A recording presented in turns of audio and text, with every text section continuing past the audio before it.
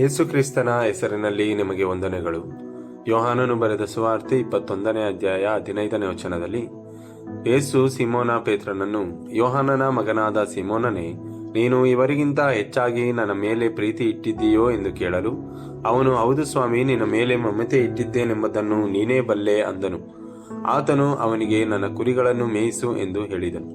ಕರ್ತನಾದ ಯೇಸು ಕ್ರಿಸ್ತನು ಪುನರುತ್ಥಾನದ ನಂತರ ಪೇತ್ರನೊಂದಿಗೆ ಒಂದು ಪ್ರಶ್ನೆಯನ್ನು ಕೇಳಿದನು. ಯೋಹಾನನ ಮಗನಾದ ಸಿಮೋನನೇ, ನೀನು ಇವರಿಗಿಂತ ಹೆಚ್ಚಾಗಿ ನನ್ನ ಮೇಲೆ ಪ್ರೀತಿ ಇಟ್ಟಿದ್ದೀಯೋ ಎಂದು. ಈ ಪೇತ್ರನು ಯೇಸುವನ್ನು ಅರಿಯನೆಂದು 3 ಸಾರಿ ಹೇಳಿದಂತ ಆ ಪೇತ್ರನೇ ಆಗಿದ್ದಾನೆ.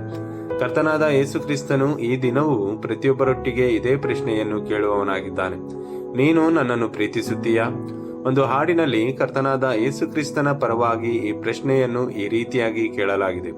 ನಾನು ನಿನಗಾಗಿ ನನ್ನ ಪ್ರಾಣವನ್ನು ಕೊಟ್ಟೆನು, ಅಮೂಲ್ಯವಾದ ರಕ್ತವನ್ನು ಸುರಿಸಿ ನಿನ್ನ ಬಿಡುಗಡೆಯ ಕ್ರಯವನ್ನು ನಾನು ಸಲ್ಲಿಸಿದೆನು ಮತ್ತು ಮರಣದಿಂದ ನಿನ್ನನ್ನು ತಪ್ಪಿಸಿದನು. ನಿನಗೋಸ್ಕರ ಎಲ್ಲವನ್ನು ಕೊಟ್ಟೆನು, ನನಗೋಸ್ಕರ ನೀನು ಏನನ್ನು ಕೊಡುವೆ?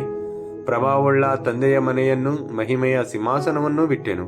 ನಿನಗಾಗಿ ಭೂಮಿಯಲ್ಲಿ ಒಬ್ಬನೇ ರಾತ್ರಿಯನ್ನು ಕಳೆದನು. ದುಃಖವೂ ವೇದನೆಯೂ ಸಹಿಸಿಕೊಂಡು ಸಮಸ್ತವನ್ನು ನಿನಗೋಸ್ಕರ ಬಿಟ್ಟು ಬಂದೆನು. ನೀನು ನನಗೋಸ್ಕರ ಏನನ್ನು ಬಿಟ್ಟೆ? ನಾನು ನಿನಗೋಸ್ಕರ ಸಹಿಸಿಕೊಂಡ ವಿಷಯವನ್ನು ನಿನ್ನ ತುಟಿಗಳು ಸಹ ವಿವರಿಸಲಾಗಲಿಲ್ಲ. ನರಕದ ಶಿಕ್ಷೆಯಿಂದ ನಿನ್ನನ್ನು ಬಿಡಿಸಲು ನಾನು ನಿನ್ನ ಪರವಾಗಿ ವೇದನೆಯನ್ನು, ಭಾರವನ್ನು ಹೊತ್ತುಕೊಂಡೆನು.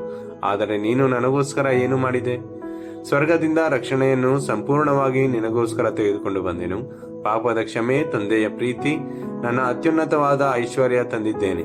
ನೀನು ನನಗೋಸ್ಕರ ಏನನ್ನು ತಂದಿದ್ದೀಯಾ? ನಿಮಗೋಸ್ಕರ ಯೇಸು ಕ್ರಿಸ್ತನು ತನ್ನ ಪ್ರಾಣವನ್ನು ಶಿಲುಬೆಯ ಮೇಲೆ ಕೊಟ್ಟಿರುವಾಗ ನೀವು ಆತನನ್ನು ನಂಬುವುದರ ಮೂಲಕ ನಿಮ್ಮ ಪ್ರೀತಿಯನ್ನು ತೋರ್ಪಡಿಸುವುದಿಲ್ಲವೋ?